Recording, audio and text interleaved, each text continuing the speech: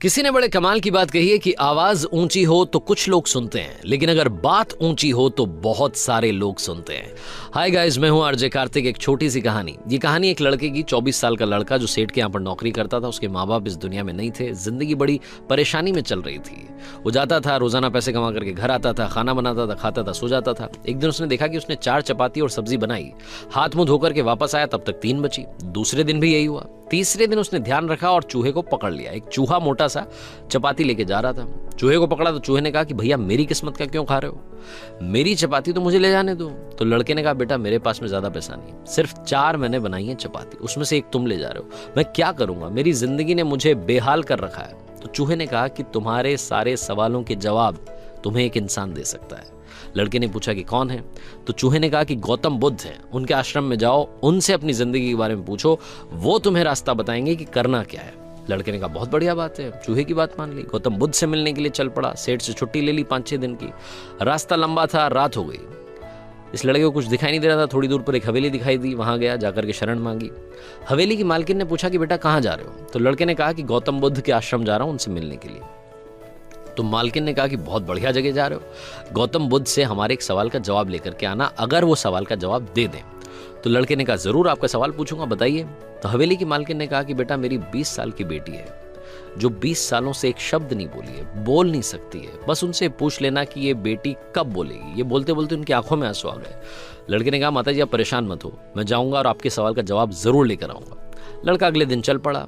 रास्ता बहुत ज्यादा लंबा था। रास्ते में उसे बड़े बड़े पहाड़ मिले, ऊंचे ऊंचे पहाड़, बर्फ वाले पहाड़। उसे समझ नहीं आ रहा था कि कैसे पार करूंगा, बड़ी देर हो जाएगी। तभी उसे एक जादूगर दिखाई दिया जो वहां बैठ करके तपस्या कर रहा था। जादूगर के पास गया, उससे बोला कि मुझे गौतम बुद्ध से मिलने के लिए जाना है, रास्ता तो बहुत ही परेशानी वाला लग रहा है, कैसे मैं पार करूंगा? तो जादूगर ने कहा कि गौतम बुद्ध से मिलने जा रहे हो, मेरे एक सवाल का जवाब लेकर के आ जाना, तुम्हें फटाफट से पार करा दूंगा।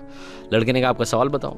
तो जादूगर ने कहा कि 1000 सालों से यहाँ पर इसी पहाड़ पर तपस्या कर रहा हूँ स्वर्ग जाने के लिए, मुझे समझ नहीं आ रहा कि स्वर्ग कब जाऊंगा। तो लड़के ने कहा ठीक है, आपके सवाल का जवाब लेकर के आते हैं। जादूगर ने छड़ी घुमाई, लड़के को पहाड़ पार करा दिया। मैदानी इलाका आ गया। वहां पर एक बड़ी सी नदी थी। लड़के के सामने फिर से समस्या थी कि अब ये नदी कैसे पार करें। तभी उसे वहां पर एक बड़ा सा कछुआ दिखाई दिया। कछुए से मदद मांगी कि आपकी पीठ पर बैठा करके मुझे नदी पार करा दीजिए। कछुए ने कहा ठीक है। जब नदी पार कर रहे थे तो कछुए ने पूछा कि कहाँ जा रहे हो? तो लड़के ने कहा गौतम बुद्ध से मिलने जा रहा हूँ। कछुए ने कहा वाह यार, बड़ी अच्छी जगह जा रहे हो, एक काम करना मेरे सवाल का जवाब ले आना। तो लड़के ने कहा कि आपका भी सवाल बताइए। तो कछुए ने अपना सवाल बताया कि मैं बड़े टाइम से 500 सालों से इसी नदी में हूं और ड्रैगन बनने की कोशिश कर रहा हूं, ड्रैगन कब बनूंगा ये बस पूछ करके आ जाना। लड़के ने कहा ठीक है। लड़का पहुंचा आश्रम में, गौतम बुद्ध के पास। प्रवचन चल रहा था, प्रवचन खत्म हुआ। गौतम बुद्ध ने कहा कि हर कोई मुझसे सवाल पूछ सकता है, लेकिन सिर्फ 3 सवालों के जवाब दिए जाएंगे। अब लड़के के सामने समस्या थी कि किसके सवाल को ड्रॉप करें, किसका सवाल छोड़ें और किसका पूछें।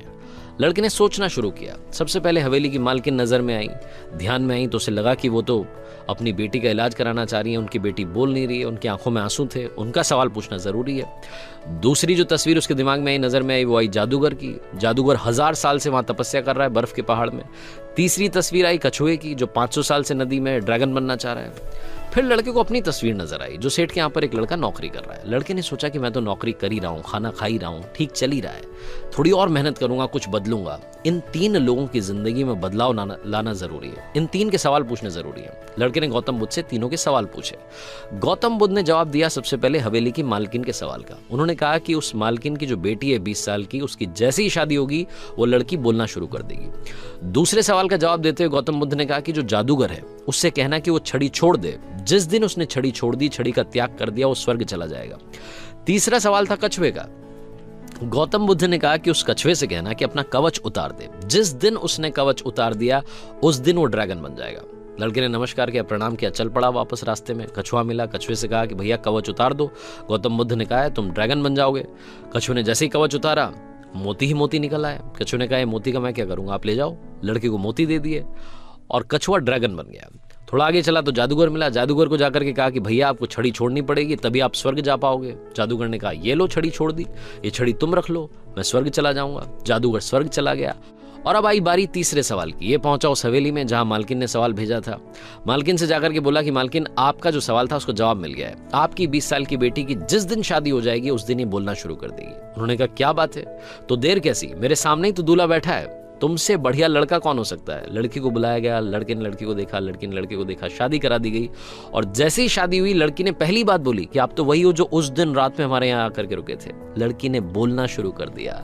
लड़के के पास में जिंदगी में पैसा आ गया, क्योंकि मोती मोती आ गए, जादूगर की छड़ी आ गई, ताकत आ गई, और शादी भी हो गई। लड़के की जिंदगी सेटल हो गई, सिर्फ इसलिए क्योंकि उसने अपने सवाल का त्याग कर दिया था। इस दुनिया में जो जहाज होता है जब किनारे पर होता है तो सुरक्षित होता है, सबसे ज्यादा सेफ होता है, लेकिन उसे दूसरे किनारे पर जाने के लिए इस किनारे का त्याग करना पड़ता है, लहरों से भिड़ना पड़ता है, मुकाबला करना पड़ता है। इस लड़के ने जब तक अपना सवाल नहीं छोड़ा था, इसको जवाब नहीं मिले थे। ये छोटी सी कहानी लाइफ में बहुत बड़ी बात सिखाती है। अगर आप कुछ कमाल करना चाहते हैं तो त्याग कीजिए उन बुरी आदतों का, आलस्य का। सुबह जल्दी उठना शुरू कीजिए, अपनी लाइफ में जो बैड हैबिट्स हैं उन्हें हटाइए, तभी जाकर के आप कमाल कर पाएंगे।